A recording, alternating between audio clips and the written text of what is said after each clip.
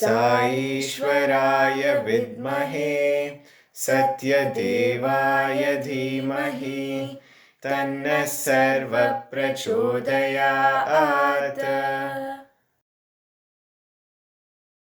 Om Shri Sai Ram. Tapovanam Parayanam, Chapter 15. I am aware of the past, the present, and the future of everyone. You may think that it is a marvelous phenomenon that the Supreme Being should come down to earth in human form, but if you are in my position, you will not be so wonderstruck. I am fully aware of the past, the present, and the future of every one of you. That is why I do not get overwhelmed with pity. Not that I do not have compassion and love. My heart is certainly not made of stone. But if you shut the door of your heart, how can the waves of my sweet love penetrate beyond? You shed tears and say, Swami, I am blind. I yearn to see your divine form. Doesn't my distress melt your heart? When you see a blind person's misery, your hearts are moved. Does not my heart too feel pity? But as I know the entire background, including the distressed person's earlier lives, my response is naturally different. If you too come to know of things that are known to you, that are known to me, your reaction to that person's agony will also be different. What one reaps in this life is but the fruits of the seeds that he himself had sowed in previous lives. So I allow him to undergo what he derived from his earlier evil deeds. Of course, performance of extenuatingly good deeds will mitigate the suffering to some extent. I am not the cause of either your happiness or misery. You have yourself fashioned these two manacles that weigh you down. Baba. Evil begets evil. Once a husband and wife accompanied by their 2 children came to Prashantilayam. The parents as well as the children were very handsome and the whole family made a picture of beauty. They eagerly desired to meet Bhagwan personally. They saw Colonel Jogarao in that connection and requested him to somehow to make it possible. Impressed by the good looks of the couple, Colonel Jogarao felt that it would be very nice if Baba could give them an interview. So he interceded with Baba on their behalf, mentioning also that everyone in the family was very handsome. Swami said, "You are speaking so highly about the beauty of their parents and children. That is all right, but do you know that both the little ones are blind?"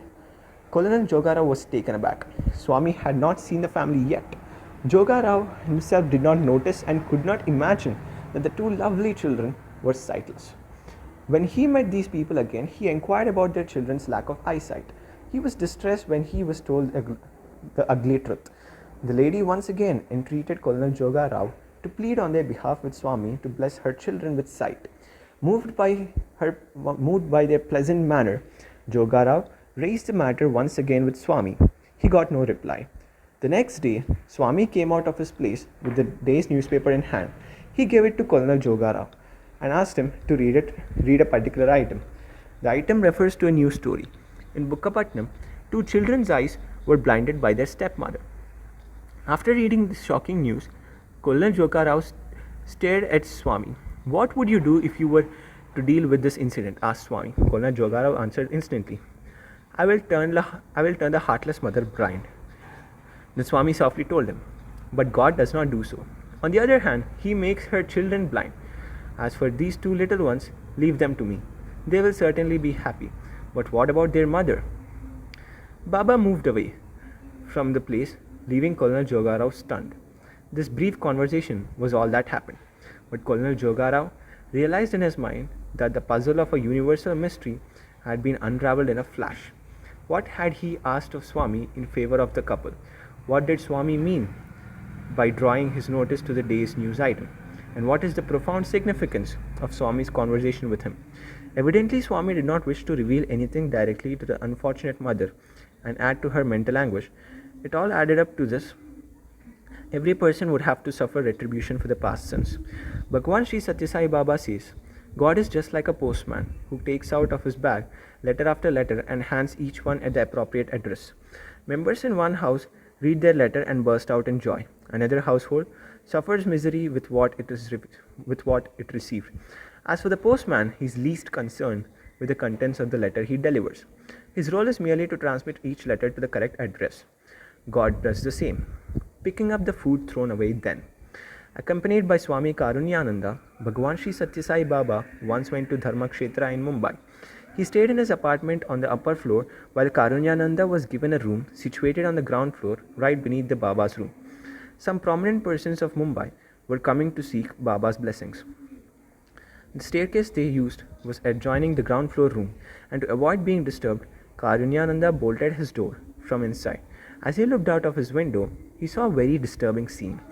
Just outside the compound hall wall were some children vying with stray dogs to grab crumbs of food from discarded leaf plates in garbage.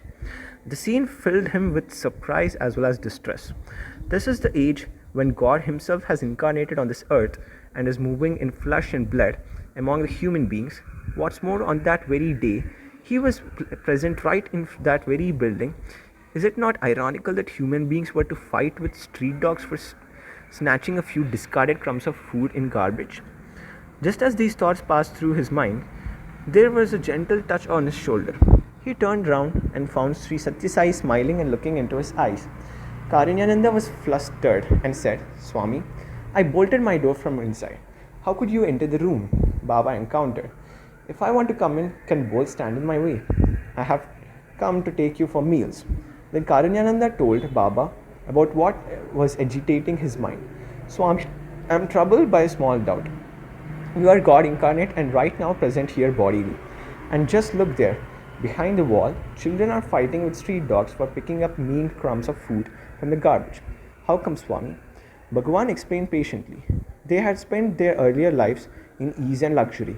They disdainfully ate from tables heavily laden with every kind of rich food, pecking a little from this and a little from that plate.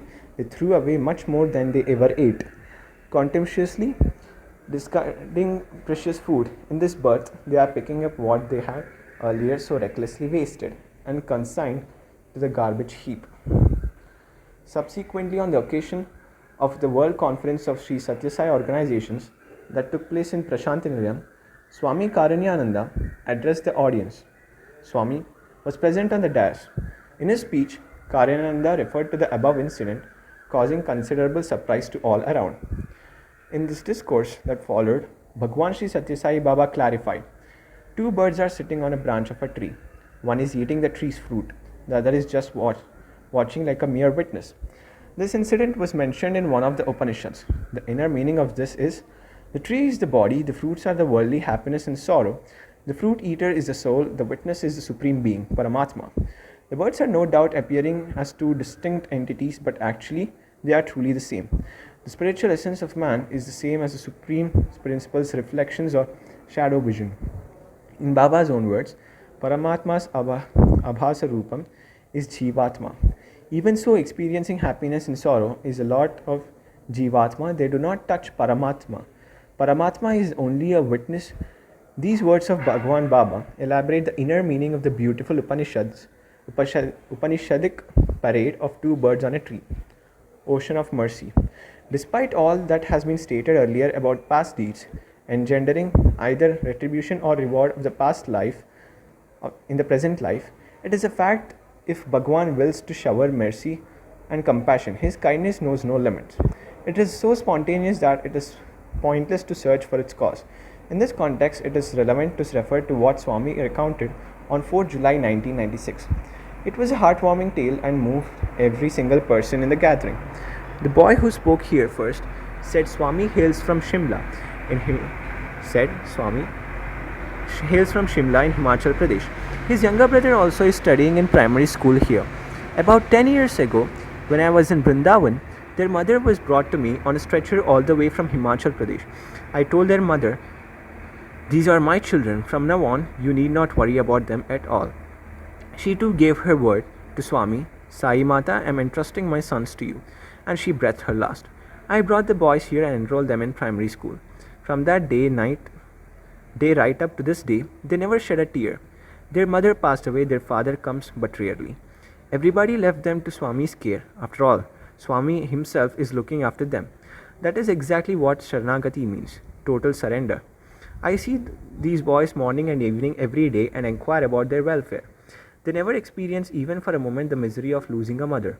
One day the lady warden of the hostel brought the younger boy to me, saying that he was grieving for his mother, weeping for her and refusing to eat. He was then 5 years old and was in first standard. I took him to the interview room, put a ring on his finger did this and that to amuse him until he forgot his grief and became cheerful. Ever since he is always seen smiling and laughing. Children's hearts are pure and clear like crystal. This shows how much courage and strength love can bestow on the loved ones. Could these boys have been so content and cheerful anywhere else? They are so full of happiness and joy. Because they are with Swami, Swami's love is not one mother's love but is the love of thousand mothers. I personally look after every single detail. Unable to understand this, you worry. Swami has not looked at me or talked to me. Despite innumerable responsibilities that I shoulder, I find time to look after and inquire about every single child. The boy who has spoken a little earlier said, as you have all heard, I lost only a single mother, but I have gained the motherly love of 1,000 mothers. That is why, when commencing his talk, he addressed Swami, my mother Sai. It is such ardent faith that protects them and blesses them with complete success in their lives. Namasmaran and Rupa Dhyan. For 8 long years, a foreign devotee at Prashantilayam had been confined to a wheelchair, for he had lost use of his legs. Nevertheless, a pleasant smile was always lighting up the brave man's face.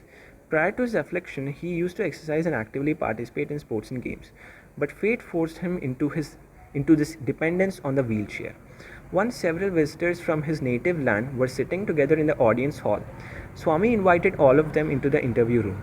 Since this handicapped person was tied down to his wheelchair and was also at a different place, he could not move in along with the group who had rushed into the interview room. He too was from the same country. Should not Swami have called him as well? He was wondering and eagerly looking forward towards Swami. Meanwhile, Swami already passed him by and went ahead a little further, but suddenly he turned back and called out to him, "Oh, you also go inside."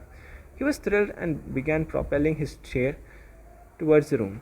The ever compassionate Bhagwan ordered him not like that. Get up and go walking. The poor man was shocked. He stopped nevertheless and tried painfully to get out of his chair. Laboriously he freed himself, stumbled a little bit, but soon pulled himself together. He broke down, unable to control his spasms of weeping. He threw himself at the lotus feet of Swami. 8 years of tapas and suffering was thus crowned with glorious fulfillment. Release from retribution. Swami said on one occasion, "You may be thinking that one will have to suffer in this birth for the evil deeds done in past lives, and that no amount of God's compassion can exempt you from it. But I am giving you my word that you need not have to undergo the consequences of previous karma." Hence, he is worshipped Sarva Papa Kshayakaraya Namaha. True enough. Look at all those people who are suffering from disease and have gathered in Puttaparthi, sitting and waiting for Baba. They have totally surrendered themselves at Swami's lotus feet, having left all the cares in the hands of Swami. They do not seem to be suffering at all. If they were somewhere else, the intensity of their illness would have made them miserable. They would have been experiencing the agony of hell. Here, as they wait, looking forward to the supreme happiness of having Swami's darshan, they suffer not. They are lost in anticipation, and during darshan, they are transported to heavenly bliss. They forget themselves, lost to their pains and aches. After darshan is over, they relieve in their wonderful experience. Rumination adds to that pleasure and prolongs it.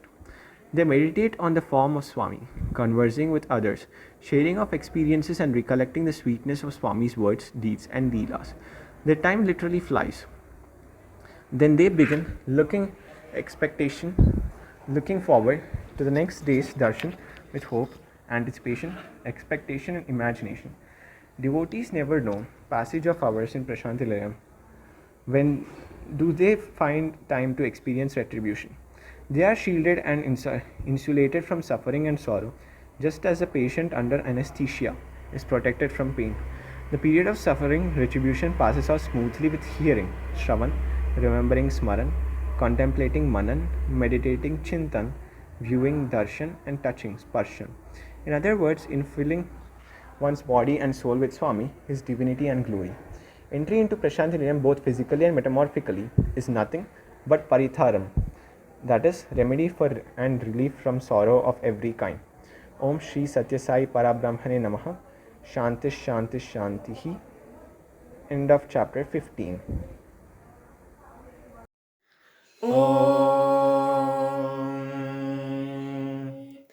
साईश्वराय विद्महे सत्यदेवाय धीमहि तन्नः सर्वः प्रचोदयात्।